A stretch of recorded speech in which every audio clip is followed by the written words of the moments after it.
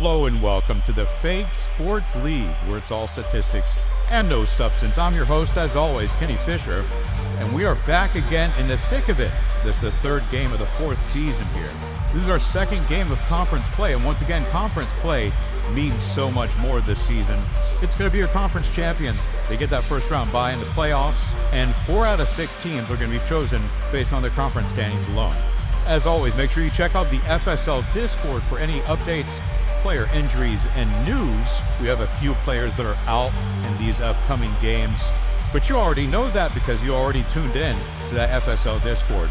And if you haven't, make sure you get plugged in because we'll be hanging out with all the GMs from each team. We've got chat rooms dedicated for each team so our fan bases can get together and talk about these games. Pressure's building, and we got rivalry week at the end of the week this week on Friday. And as always, you can skip ahead with the YouTube chapter feature and skip right to your favorite team's games. We'll catch up on your rivals' games or go straight to the current rankings.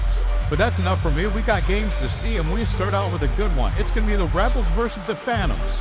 Now, the Rebels are 0-2, but they went toe-to-toe with a very strong Sharks team. They might be the best 0-2 team in the FSL so far, and they are taking on the Phantoms, who had a very disappointing game last game, hence their 1-1 start. Boris McLean is out for this game, so Stefan Fitzsimmons will step into that number 1 role for the Rebels. 45 on the clock, Rebels at home. Let's get this one started.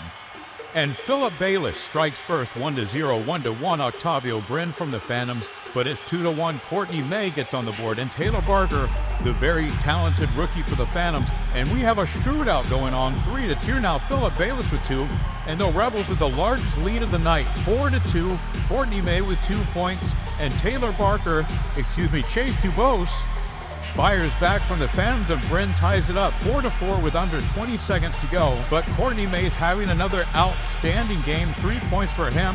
6-5 now. Philip Bayless with his second. 6-6. This game could be really close here. Coming down to the end, 5 seconds remaining. Will we see overtime? 7-6. Can the Phantoms do it? No. Alfred Blair intercepts Chase Dubose on the last play of the game, and he is making the most of his moment. The Rebels with their first franchise win at home, and a lot of it due to Courtney May, number 87 with 4 points, and he is showing some consistency early in the season. On the Phantom squad, 2 turnovers for Ricky Pratt, 3 points for Octavio Bryn. A very impressive performance, but just not enough. Clean play on offense, a lot of turnovers on defense, but just 7 points from the Rebels. The Rebels squad just all came together and really grounded out a team win here, 7-6 at home. We take things now to the Tower, where the Mystics are struggling early in the season. The 0-2 Mystics take on the 2-0 Dragons, and this is not a favorable matchup for the defending champions. To make matters worse, All-Star Burl Packer will miss this game. Chris Pike in his place, with the odds stacked against them, but never count out the home team here. I would expect a team play here, a lot of communication on defense, but you're going to have to find creative ways to get Percy Willis the ball here in this one. This Dragons defense has been gnarly. You're going to have to put up points to keep up with them. 45 on the board, and we start things off with the rookie Dwayne Wells with a turnover, but Clark Johnston gets it right back for the Mystics. Can they capitalize on it? Samuel McBride off to Francesco Sage for the score, and the Dragons go up 0-1.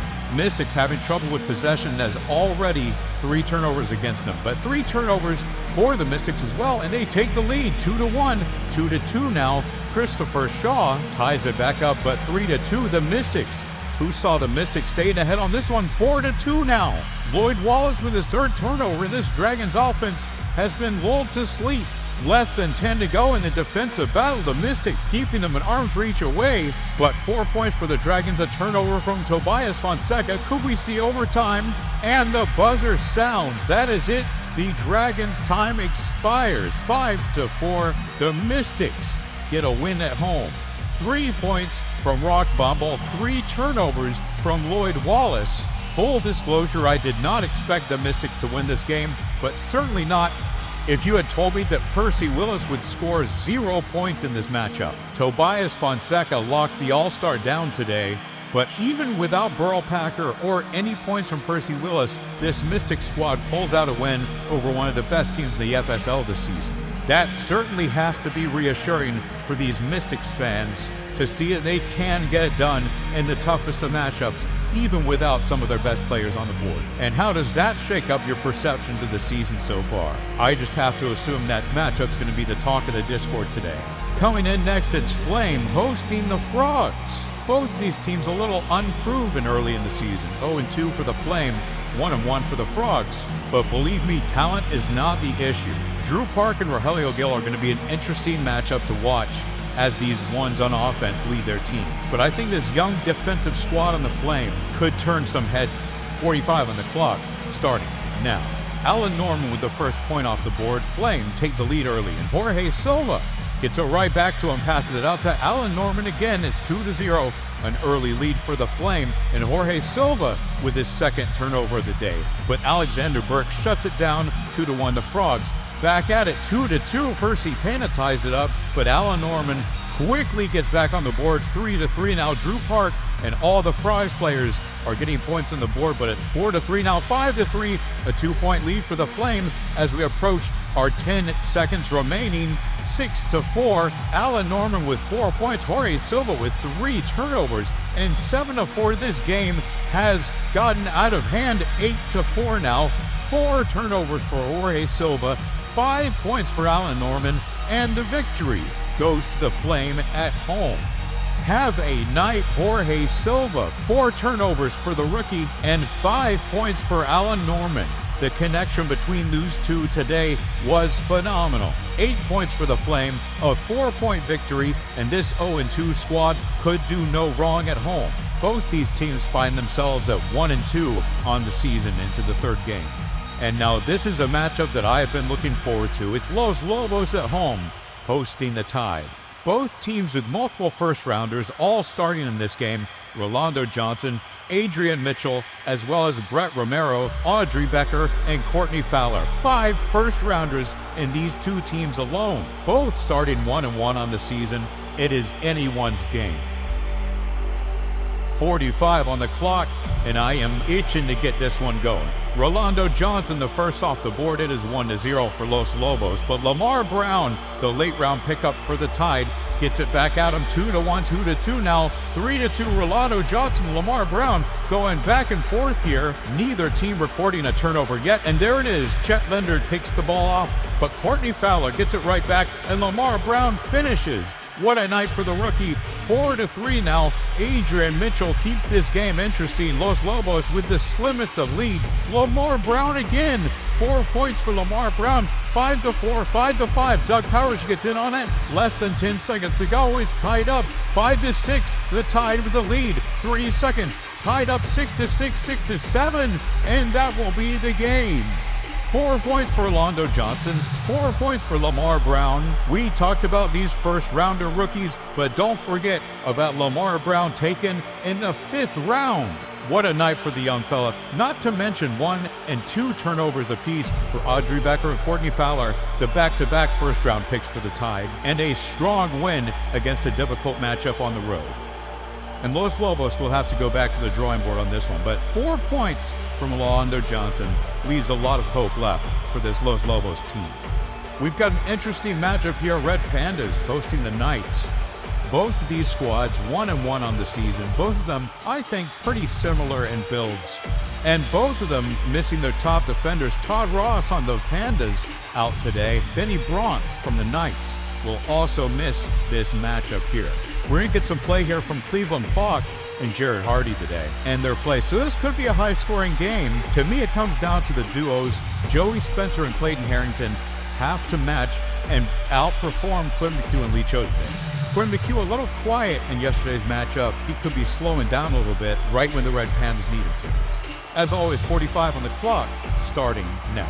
And Joey Spencer is the first on the board, but Elijah Ford fires right back 1-1. 2-1 now, Joey Spencer with his second. Rudolph Lowe gets a turnover and 3 points for the Red Pandas today. 3-2. Quinn McHugh back on the board, keeps this one close. Right when Joey Spencer was about to rocket off with this Pandas team, McHugh keeps it interesting. And 4-2 now, Clayton Harrington on the board for the Pandas. And once again, this Knight squad has to play from behind. Lee Cho gets the 3 for the Knights.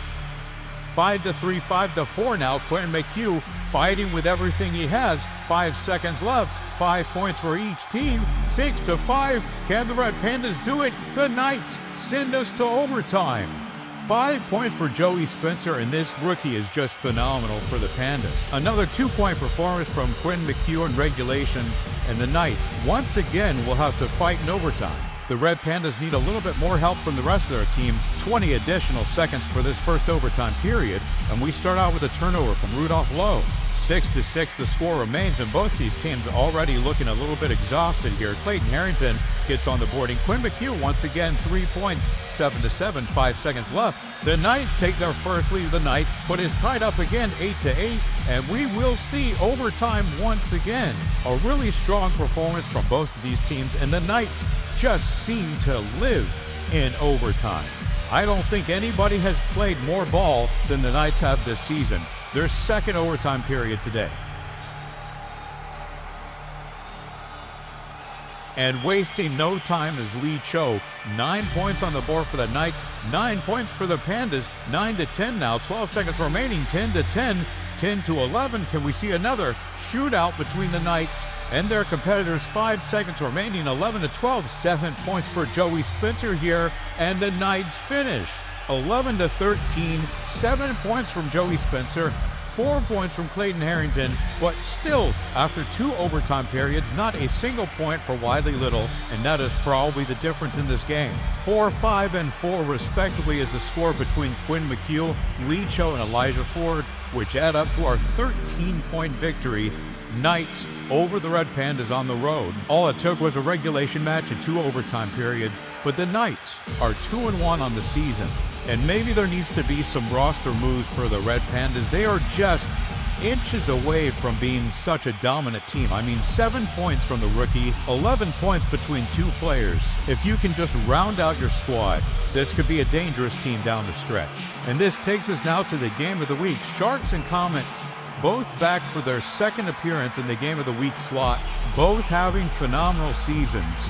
And Comets fans can't believe I'm saying this, but the winner of this matchup might be the unanimous #1 team in the FSL so far. Marcus Evans and Al Key, as always, have been on point, but Max Adams and Ray Sparks have had a similar connection, getting the Comets to their undefeated start. And this 4th season, 45 seconds on the clock.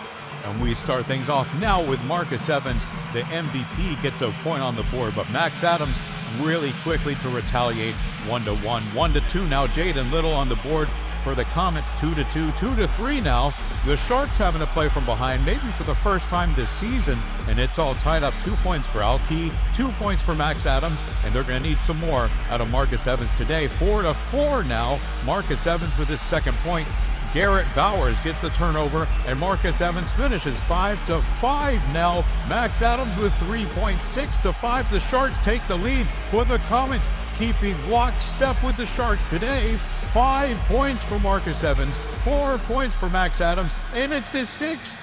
8-7. The Sharks win 6 points for Marcus Evans. That is a new FSL record for points scored in regulation, and you can see why he won the MVP 1 season ago. A really clean game from both squads, 1 turnover apiece, but 5 points for Max Adams just isn't going to do it. Marcus Evans was just that much better. 6 for Marcus Evans, and a 1-point victory for the Sharks. The Sharks have had one of the toughest schedules this season, and they have won every single game. And I'm not entirely convinced the Comets aren't the second best team right now. Max Adams has been everything the Comets have asked him to be. I cannot rave enough about these 2 teams this season. Expect great things from both of these squads going forward. Let's take a look at our standings here, starting out with the ISC, and who could have seen this coming? The Tide atop the totem pole, #1 and the ISC. 2-1, the record stands for both the Tide and the Dragons. 1-2 for everyone else. This conference is wide open, but it will be the Tide and the Dragons who are fighting to separate themselves from the pack and lock in those 2 ISC spots in the playoffs. And over to the FSC, sitting atop the pack, the only undefeated team left in the FSL is the 3-0 Sharks. And despite their loss today, the Comets sit at the number 2 spot in the FSC. Knights right behind them with the same record at 3. We've got more conference play for you coming up tomorrow, so these leaderboards are going to continue to move and change as we figure out throughout the season who is the top of the FSL. We are 3 games into the season. Game 4 out tomorrow at 8 p.m. Eastern Time. Until then, sound off in the comments and rep your favorite team and hang out with us in the Discord. We got chat rooms for every team and chat with your team managers as we continue conference play tomorrow. That's all from me today. I thank you all for watching this official broadcast of the FSL.